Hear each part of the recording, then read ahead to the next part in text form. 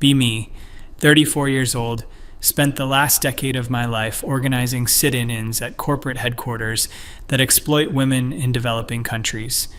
Worked my way up from handing out flyers in grocery store parking lots to coordinating multi-state campaigns. Currently regional director for a nonprofit that runs intervention programs for trafficking victims.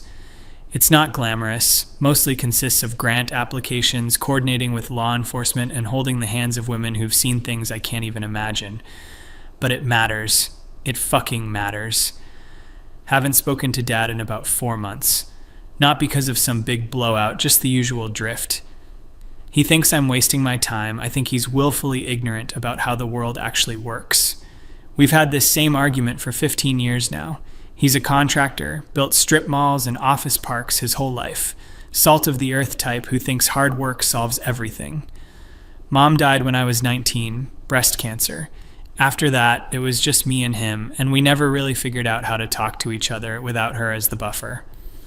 Anyway, I'm home for what I thought would be a quick visit. Needed to pick up some of Mom's old jewelry from the safe. Stuff I want to have before I move across the country for a new position. Bigger nonprofit, better funding, actual chance to implement policy changes at the state level. Dad's in the garage when I arrive, working on his truck. He barely looks up when I come in. Kitchen table, he says, which I guess means he already got the jewelry box out. I should just grab it and leave, but something in me wants to tell him about the new job. Some stupid part of me that still wants him to be proud. Walk into the kitchen. The jewelry box is there, but so is a stack of mail. My mail. Forwarded from my apartment. He's opened some of it. I feel that familiar anger rising up. The same anger I've cultivated and honed and learned to weaponize over the years. You opened my mail? He comes in from the garage, wiping his hands on a rag. It came here. Figured it was important. It's addressed to me. It's federal offense to open someone else's mail. He does this thing where he rolls his eyes without actually rolling them, just this tiny movement that says everything about what he thinks of me. It's about your student loans. Thought you'd want to know they're threatening to garnish. And here we go. The student loans. Always the fucking student loans. Yes, I owe $87,000. Yes, my nonprofit salary is $43,000 a year. Yes, I'm on an income-based repayment plan that means I'll be paying until I'm 60. But at least I'm doing something that matters. I'm handling it, I say. By ignoring it, by being on a payment plan. Not that it's your business. He tosses the rag on the counter, leans against the sink. You're my daughter. It's my business when you're drowning. I'm not drowning. I'm doing important work. And here's where I should stop. I know I should stop, but I can't. I never can with him. I'm helping women who've been brutalized, who've been sold, who've been treated like property. I'm actually making a difference in the world instead of just building boxes for corporations to sell shit nobody needs. I watch his jaw tighten. He's got this this little muscle that jumps in his cheek when he's really angry. Those boxes paid for everything you ever had, including the education you're now drowning in debt over. I didn't ask you to. No, you didn't ask. I just did it. Because that's what parents do. We sacrifice for our kids even when they don't appreciate it. The word appreciate hits different. Like I'm supposed to be grateful for the bare minimum. You think I don't appreciate it? I appreciate that you worked hard, but that doesn't mean I have to live my life according to your values. You built shopping centers? Cool. I'm literally saving lives. He laughs. Actually, laughs. It's not a nice sound. Saving lives on $43,000 a year while living in a shithole apartment with 2 roommates at 34 years old. Not everyone measures success by their bank account, Dad. No, some people measure it by how superior they can feel while accomplishing nothing. That fucking stings. He doesn't get it. He's never gotten it. I've helped place over 200 women in safe housing in the last 3 years. I've coordinated with law enforcement to shut down 2 trafficking rings. I've written legislation that's being reviewed at the state level. That's not nothing. And what did you give up for it? The question throws me. What? What did you give up? You're 34. No husband, no kids, no house, no savings. You're living like you're 23. When does it end? When the work is done. The work is never done. There's always going to be another cause, another crisis, another reason to set yourself on fire to keep someone else warm. It's an old line. He's used it before. And it always makes me furious because it misses the entire fucking point. God forbid I actually care about something beyond my own comfort. You don't care about things. You care about feeling like you care about things. There's a difference. My hands are shaking now. I'm good at arguments. I've spent years in rooms with hostile city council members and dismissive cops and bureaucrats who see women as statistics. But my dad has this way of getting under my skin like nobody else. You don't know anything about my work. You've never asked, you've never visited, you've never shown even a shred of interest in what I do. Because watching you destroy yourself isn't interesting. It's heartbreaking. I'm not destroying myself. I'm building something meaningful. You're hiding. And there it is. The accusation he's been dancing around for years. Hiding from what exactly? From having an actual life. From the possibility that you might fail at something personal. It's easy to care about strangers. It's easy to fight for people you don't have to live with, who don't see your flaws, who think you're some kind of savior. It's a lot harder to build something real. I'm going to cry, and I hate it. I haven't cried in front of him since Mom's funeral. You think I'm hiding? I'm in the fucking trenches every day. I see things that would break you. I hold hands with women who've been raped and beaten and sold by their own families, and I help them rebuild. That's real. That's the most real thing there is.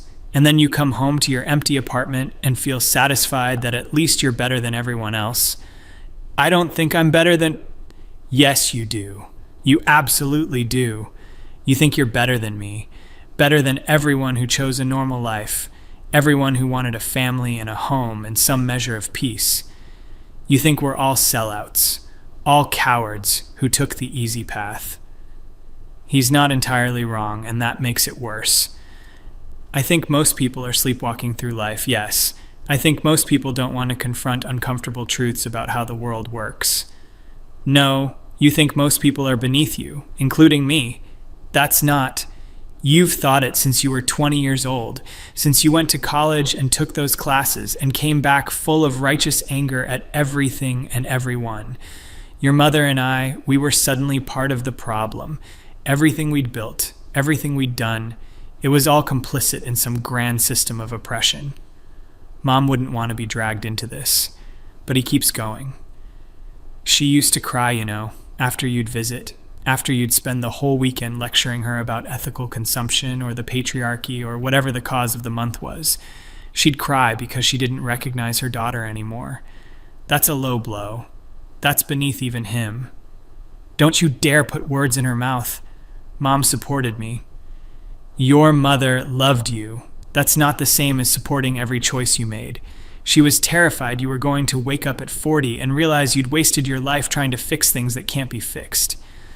Nothing's unfixable. That's the kind of defeatist bullshit that keeps systems in place. Jesus Christ, listen to yourself. You even talk like a pamphlet. I grabbed the jewelry box off the table. I should leave. I should just fucking leave. But I can't let him have the last word. I'm moving to Portland. I got the regional director position at Alliance Northwest.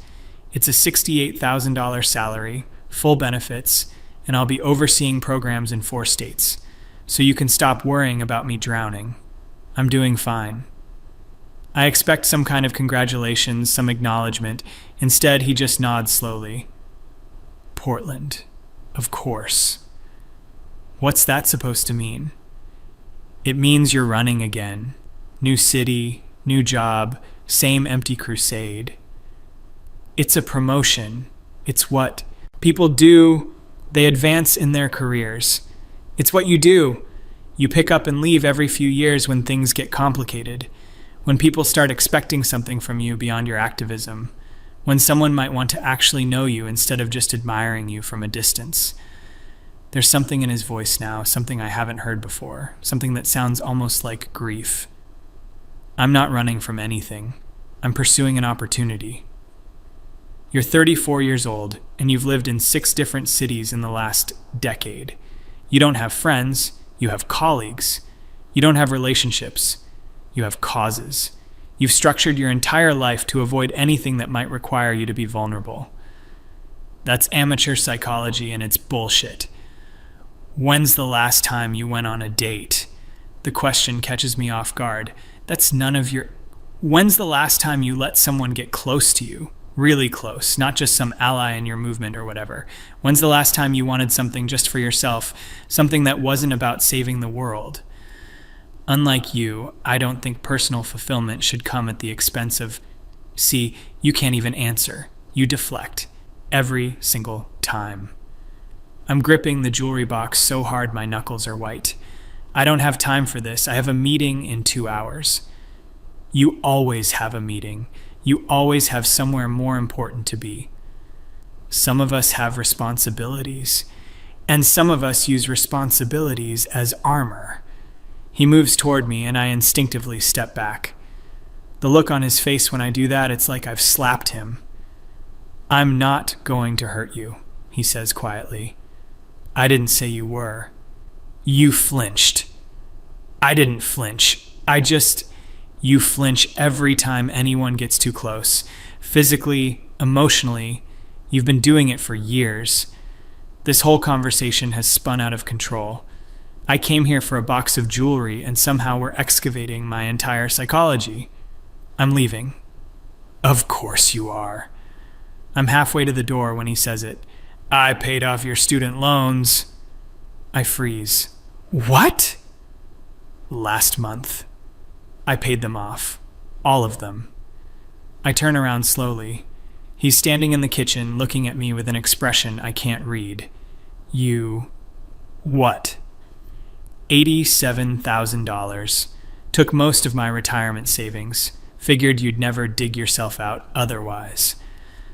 I don't know what I'm feeling. Shock, anger, something that might be gratitude but is tangled up with resentment. You had no right. I'm your father. I have every right. Those were my loans, my responsibility, and you weren't handling it. So I did. I was on a payment plan. That would have taken you 30 years and cost you double in interest. I fixed it. The word fixed ignites something in me. You fixed it. Just like you fix everything. Just like you think money solves everything. Money solves debt. That's literally what it's for. This isn't about money. This is about you not trusting me to handle my own life. You're not handling your life. You're drowning in debt, living in poverty by choice, destroying yourself for people who don't even know your name. They're not supposed to know my name. That's not the fucking point. The point is the work, not the recognition. And what happens when you've worked yourself to death? What happens when you're 50 and alone and burned out and you've got nothing to show for it but a lifetime of martyrdom? Better that than your life. Better that than building strip malls and watching TV and pretending that comfort is the same as meaning. The moment it's out of my mouth, I know I've gone too far. His face changes. That muscle in his jaw stops twitching. He just looks at me with this horrible, cold clarity. You really believe that? I should take it back. I should apologize. But I'm so angry. At him, at this conversation, at the fact that he paid off my loans without asking. At everything. Yeah, I do. He nods slowly, walks to the counter and picks up his truck keys. Dad. I spent 30 years breaking my back so you could have everything I didn't. Your mother and I, we lived in a 1-bedroom apartment for 5 years, saving money so we could buy a house in a good school district. I worked 60-hour weeks so you could go to college, so you could have opportunities, so you could be whatever you wanted to be. His voice is level, controlled. That's somehow worse than if he was yelling. And you know what? I was proud of that. I was proud that my daughter was going to have choices I never had, that she was going to do something important with her life. He turns to look at me, but somewhere along the way, You decided that the life your mother and I built wasn't just different from what you wanted. It was worthless. We were worthless. Our struggles, our sacrifices, the home we made, the love we tried to give you, all of it was just evidence of our moral failure. I never said, you didn't have to say it. You've been saying it for 15 years in every choice you've made, every time you looked at me with that expression that says you're disappointed in who I turned out to be. My own daughter, disappointed in me because I'd chose a normal life instead of a noble one. Tears are running down my face now. I can't stop them. That's not fair. You want to know what's not fair? I'll tell you. He sets the keys down. His hands are shaking. What's not fair is spending 30 years loving someone who fundamentally doesn't respect you.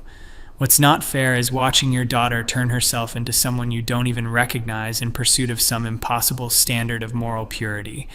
What's not fair is realizing that nothing you ever did was good enough because you committed the sin of being ordinary.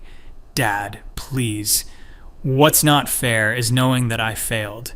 That somewhere I failed so completely that my own child looks at me and sees a coward, a sellout, someone whose entire life adds up to nothing in her eyes. That's not true, isn't it? Be honest for once. When you think about me, what do you see?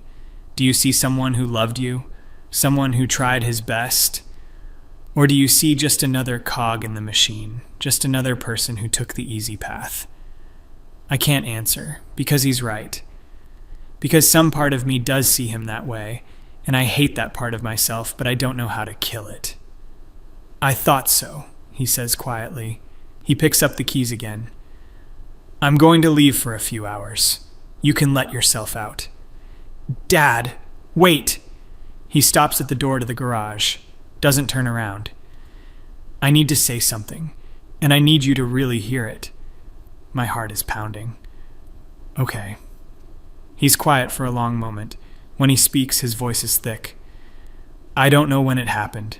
I don't know if it was something I did or didn't do, something your mother and I got wrong.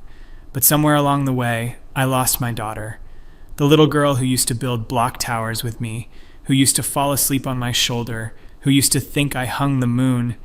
She disappeared. I'm crying harder now. I'm right here. No, you're not. You haven't been here for a long time, and I kept thinking, if I just gave you space, if I just supported you from a distance, if I just waited, eventually you'd come back. That whatever you were searching for, you'd find it, and then you'd come home. He's crying now too. I can hear it in his voice, even though his back is to me. But you're not searching for anything. You're running away, and I can't watch it anymore. I can't keep pretending that this is normal, that it's okay, that my daughter is living some kind of noble life when really she's just disappearing. I'm not disappearing. I'm right here. I'm standing right here. Are you? Because I look at you and I see a stranger. I see someone who's so wrapped up in being righteous that she's forgotten how to be human. Someone who's so afraid of being ordinary that she's made herself into nothing. Into a cause without a person behind it. The words are like a physical blow. How can you say that? He finally turns around. His face is wet. I don't think I've seen him cry since Mom died. Because it's true, and because I'm your father, and I love you enough to say what nobody else will. You've carved out everything that makes you human and filled it with ideology. You don't have friends, you have allies. You don't have passions, you have causes. You don't have love, you have solidarity. And you've convinced yourself that's enlightenment when really it's just emptiness. You don't understand. I understand that I have a daughter who would rather spend Christmas at a women's shelter than with her family. I understand that I have a daughter who hasn't called just to talk in 3 years. I understand that I have a daughter who looks at me with barely concealed contempt because I chose to build a life instead of fight a war. He wipes his eyes roughly with the back of his hand, and I understand that I've enabled it. I've made excuses for you. I've told myself that you're just passionate, that you're just committed, that you'll grow out of it. But you're not going to grow out of it. This is who you are now. This is who you've chosen to be. I'm fighting for things that matter, and you're losing everything that matters in the process. Don't you see that? You're so busy saving strangers that you've sacrificed every real relationship you've ever had. Your friends from high school, they've all stopped trying to reach out. Your cousins, they don't invite you to things anymore because you always say no, or you show up and lecture everyone. Me, his voice breaks. You've sacrificed me. You've sacrificed having a father because I don't fit into your worldview. I'm sobbing now, ugly crying, but I can't stop. I never wanted. What did you want? Tell me, what did you actually want from your life when you stripped away all the ideology and the crusades and the moral superiority? I can't answer, because I don't know, because somewhere along the way I stopped asking myself that question. I wanted to matter, I finally whisper. You mattered. You mattered to me, to your mother, to everyone who loved you. But that wasn't enough. We weren't enough. We were just regular people living regular lives, and you needed to be extraordinary. He leans against the doorframe like he's exhausted. And you know what the worst part is? The part that keeps me up at night? I shake my head. I regret it. The words hang in the air. Regret what? Having you. The world stops. I hear the words, but they don't make sense. They can't make sense. What?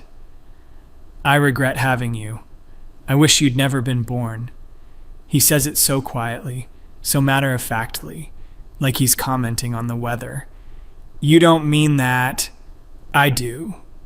I've been thinking it for years, and I've never had the guts to say it, but I do. I look at what my life has become. I look at the person you've turned into, and I regret all of it. The sacrifices, the years of work, the retirement fund I just emptied to pay off your loans, all of it was a waste. I can't breathe. The room is spinning. Your mother's last year, she was so sick. She was in so much pain, and you visited maybe a dozen times. You were always too busy, always another protest, or another crisis, or another reason you couldn't come home. And she never said anything because she didn't want to burden you with her expectations. He's looking right at me now. His eyes are red, but there are no more tears. But I saw it. I saw her heart break every time you canceled, every time you chose your work over her. And I told myself you didn't understand, that you were young, that you'd regret it later. But you didn't regret it. You gave her eulogy and turned it into a speech about women's healthcare access. You made her death about your fucking cause. She wanted her daughter, that's all. She just wanted her daughter to be there, to hold her hand, to tell her she loved her. But you were too important for that. You had to save the world instead. I'm shaking my head. This isn't happening. This can't be happening. And I've spent the last 15 years watching you turn into someone I don't recognize, someone I don't particularly like, and I've kept telling myself it was worth it, that you were worth it, that somewhere inside you was still my little girl. He picks up his keys, but she's gone, and what's left isn't worth what I gave up. The money, the time, the heartbreak, the watching your mother cry because her daughter thought she was too ordinary to love, none of it was worth it. Dad, please, I wish I'd never had you. I wish your mother and I had stayed in that one-bedroom apartment and taken the trips we always talked about and grown old together without the weight of a child who despises us. We could have been happy. We could have had a full life. Just the two of us. He opens the door to the garage. Instead, I got you, and you've made it clear every single day that you wish you'd gotten a different father, so I guess we're both disappointed. The door closes behind him. I hear his truck start. I hear it pull out of the driveway. I'm standing in the kitchen holding my mother's jewelry box, and I can't move. The words keep echoing. I wish you'd never been born. I wish I'd never had you. You weren't worth it. I don't know how long I stand there. Could be minutes. Could be hours. Eventually, I sit down at the kitchen table. The same table where I ate breakfast every morning before school. The same table where Mom helped me with homework. The same table where we used to play cards on Sunday afternoons. I open the jewelry box.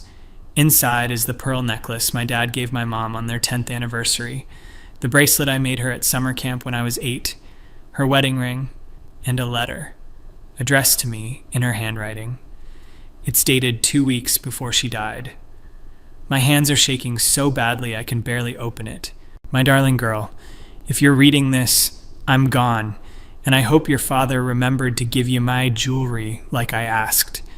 I want you to have these things, not because they're valuable, but because they meant something to me, and you mean everything.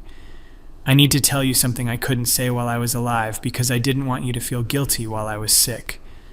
But now that I'm gone, I need you to hear it. I'm proud of you.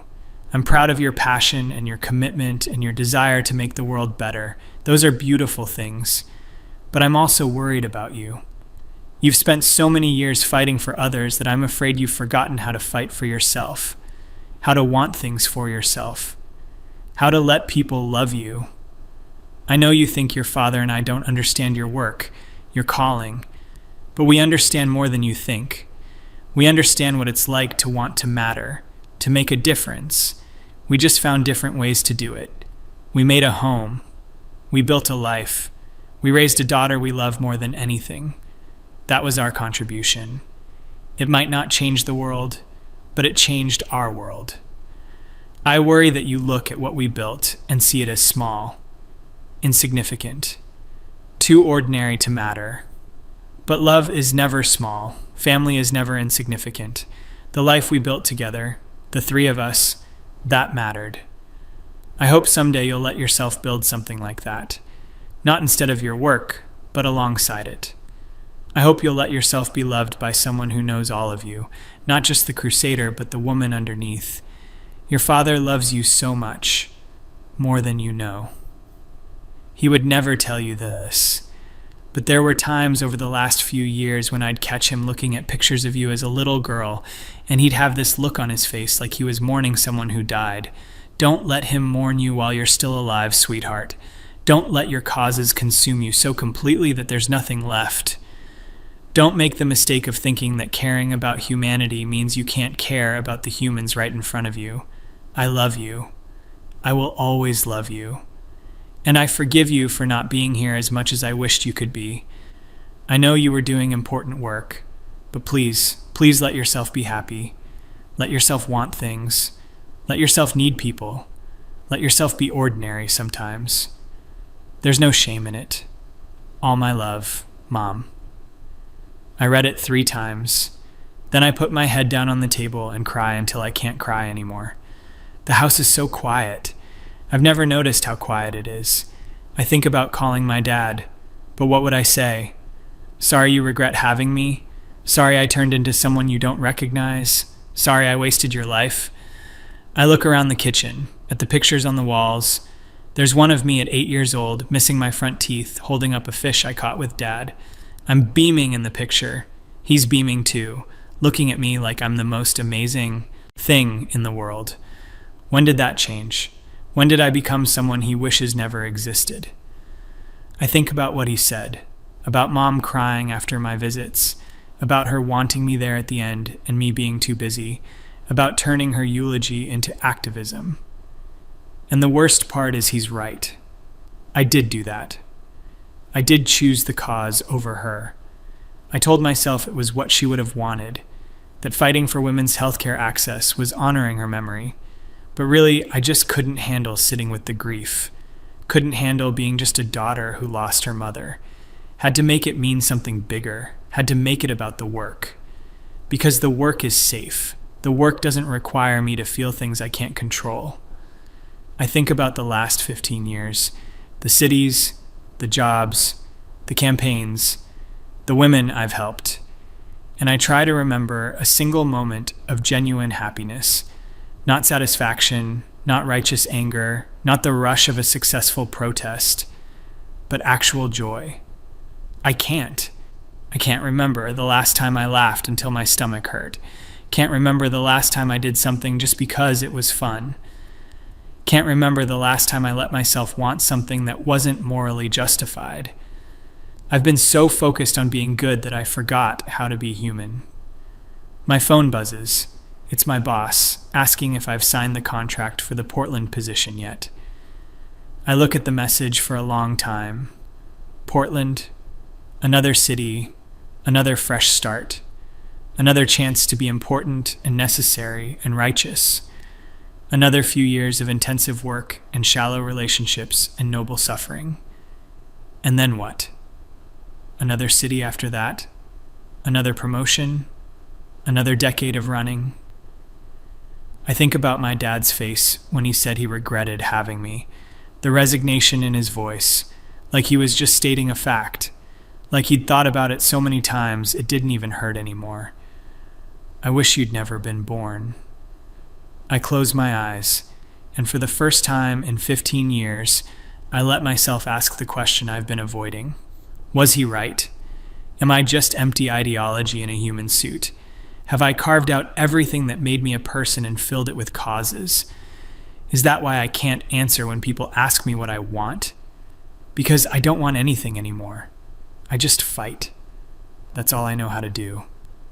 I look at my mom's letter again. Don't let him mourn you while you're still alive. But maybe it's too late. Maybe I already disappeared. Maybe the person I've become isn't worth mourning. I hear my dad's truck pull back into the driveway. I should leave before he comes in. I should just take the jewelry and go. Start fresh in Portland. Pretend this conversation never happened. That's what I'd normally do. But I'm so tired. Tired of running, tired of fighting, tired of being certain about everything, tired of being alone. The garage door opens. He stops when he sees me still sitting at the table. We look at each other for a long moment. I want to say I'm sorry. I want to say he's wrong. I want to say something that will fix this. But there's nothing to say. He was right about all of it, Tut, and we both know it. I read Mom's letter, I finally say. My voice sounds strange, hollow. He nods slowly. She wanted you to have that. Wanted to wait until she thought you'd be ready to hear it. I don't think I'll ever be ready to hear it. He sits down across from me. We're at the kitchen table, like we've been 1,000 times before. But everything is different now. Everything is broken. I meant what I said, he says quietly. I don't regret saying it.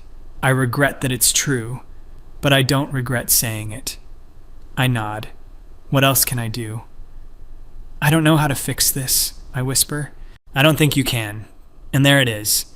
The truth we've been dancing around for years. Some things can't be fixed. Some damage is permanent. I'm supposed to move to Portland in 3 weeks. Are you going to? I don't know how to answer that. Because Portland means continuing to be this person I've become. This person my own father wishes never existed. But what else is there? This is all I know. All I am. I don't know. He looks at me with something that might be pity. That's the first honest thing you've said in years. We sit in silence. The afternoon light is coming through the window, catching dust motes in the air. This house used to feel like home. Now it just feels like a museum of everything I lost. I helped people, I say, and I hate how defensive I sound. The work I did, it mattered. It helped people. I'm sure it did. But it didn't help you, and it cost you everything else.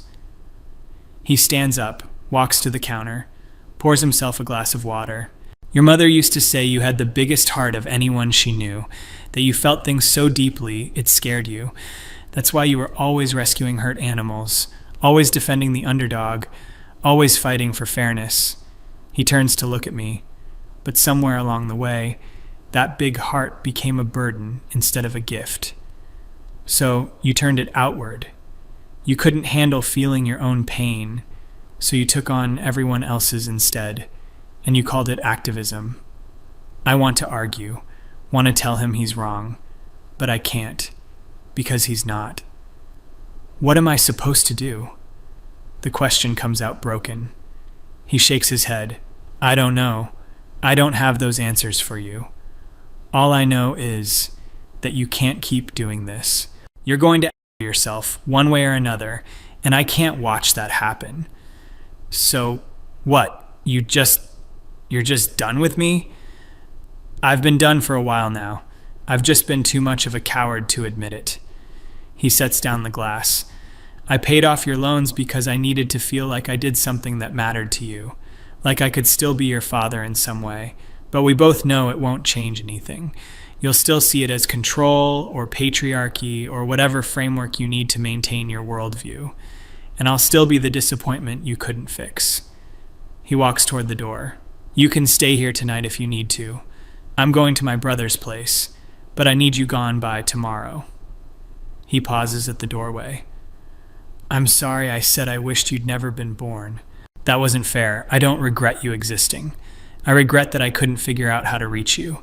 I regret that I failed as a father in some fundamental way that turned you into someone who can't accept love without suspicion. Dad. But I also meant it.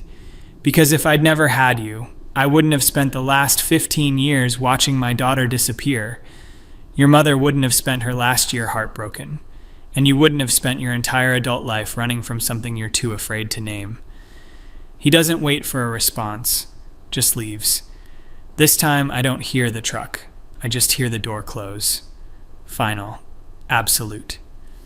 I sit at the kitchen table in my childhood home, holding my dead mother's letter, and try to figure out who I am when I'm not fighting. Try to figure out what I want when I'm not saving someone. Try to figure out what's left when you remove the armor. The answer is terrifying. Nothing. There's nothing left. Just a 34-year-old woman in an empty house, whose father wishes she'd never been born, whose mother died disappointed, whose entire identity is built on a foundation of running away. I think about Portland, about the new job, about starting over, again. And I realize he's right about that too. I'm not searching for anything. I'm just running. Running from the fact that I don't know how to be loved. Running from the possibility that I might be ordinary. Running from the terrifying reality that all my fighting and crusading and sacrifice might not actually mean anything. That it might just be noise I made to avoid silence. I look at the picture on the wall again. Me at 8, holding that fish, beaming. That little girl had a father who loved her, a mother who loved her, a home that felt safe. When did I decide that wasn't enough? When did I decide that being loved wasn't as important as being right? I don't have an answer, and that might be the worst part. I don't have answers anymore, just questions I'm too afraid to ask, and a father who regrets ever having me. Some things you can't come back from, some things you can't fix. Some damage is permanent. I think this is permanent. I think I broke something that can't be repaired. Not in him. In me. I broke myself so thoroughly that even I can't find all the pieces. And now I'm just supposed to what? Go to Portland and pretend this didn't happen. Dive into the work and forget that my own father wishes I didn't exist. Keep fighting for strangers while the people who actually loved me slip away. The sun is setting. The kitchen is getting dark. I should turn on a light, but I just sit here. In the dark, in the quiet, in the ruins of everything I thought I was. My phone buzzes again. Portland. Decision time. I look at it for a long time. Then I turn it off. I don't know what I'm going to do. I don't know who I am. I don't know how to fix this. But I know one thing. My dad was right. About all of it. And that knowledge is going to haunt me for the rest of my life. Because you can survive a lot of things. But you can't survive being the daughter your father wishes never existed. You can't survive that and stay whole. And I'm not whole anymore. I don't think I have been for a long time. I just didn't notice because I was too busy being righteous. Too busy being important. Too busy saving everyone but myself. The house is completely dark now, and I'm still sitting here, alone, like I've always been, like I always will be, because some things can't be fixed, and some people can't be saved, not even by themselves.